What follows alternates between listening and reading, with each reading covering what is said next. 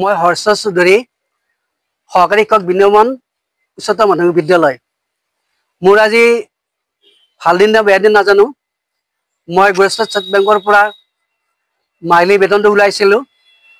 ওলাই মোৰ এটা PLI আছে গৰিষ্ঠৰ পোষ্ট অফিচত, তাত পইচাটো জমা কৰিলোঁ। জমা কৰাৰ খৰচা মই চাইকেলে চলাওঁ। চাইকেলত মই চাওঁ যে চাইকেলৰ টিপটো ফুটা। মই ঠেলি ঠেলি চাইকেলটো লৈ আহিলোঁ।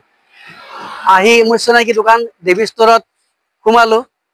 তাত টিপটো বাটপা দিলোঁ। টিপটো বাতিলে।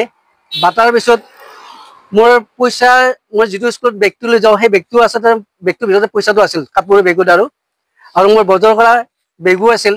দুটা বেগো একেলগে থোৱা আছিল। মই বেঞ্চিত বহি থাকিলোঁ। বহি থকাৰ পিছত মাজে মাজে চাইছোঁ, মই একবাৰ ভাবিলোঁ বেগটো হাততে লওঁ নেকি, আমি যেতিয়া আৰু টিপটো বাটাই হ'ব। পইচা দিব যাওঁতে চাওঁ যে মই ঘূৰি যাওঁতে বেগটো মোৰ নাই। লগে লগে মই চাইকেল ষ্টৰৰ মালিকক ক'লোঁ, মোৰ পইচা আছিল বেগটোত, ইমান 60,000 টকা আছিল, পইচা দি মোৰ নাই, এইটো বেগটো থাকিল। CC কেমেৰাটো ওলাই দিলে, চালোঁ মই।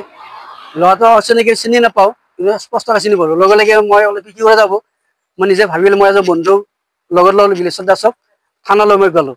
তাত OC ছাৰক কথাটো ক'লোঁ। OC ছাৰে তামোলপুৰ যাব লগা হোৱাৰে ছেকেণ্ড ছাৰক কথাটো ক'লে আৰু তেখেতে লগে লগে তেখেতে মই গাড়ীতে আহিলোঁ, দেৱী ষ্টৰলৈ আহিলোঁ। তেখেতে মোৰ কথা তথ্য ল'লে, লৈ পেলাই CC কেমেৰাটো চালে।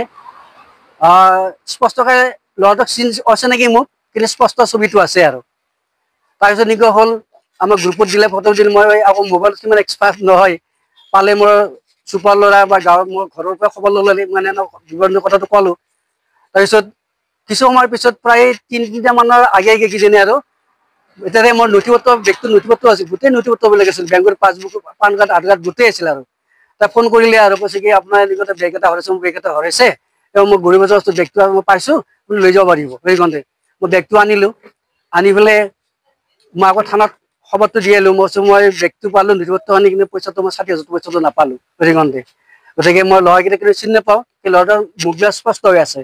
মই আপোনালোকৰ জৰিয়তে নিশ্চয় পৰামৰ্শ পাম বুলি ভাবিছোঁ। যদি সেই চিনাক্ত কৰিব পাৰে, মোৰ দৰে যেন কাৰো এনেকুৱা দ্বিতীয়জন ব্যক্তি নহয়, তাকে আশা ৰাখিছোঁ।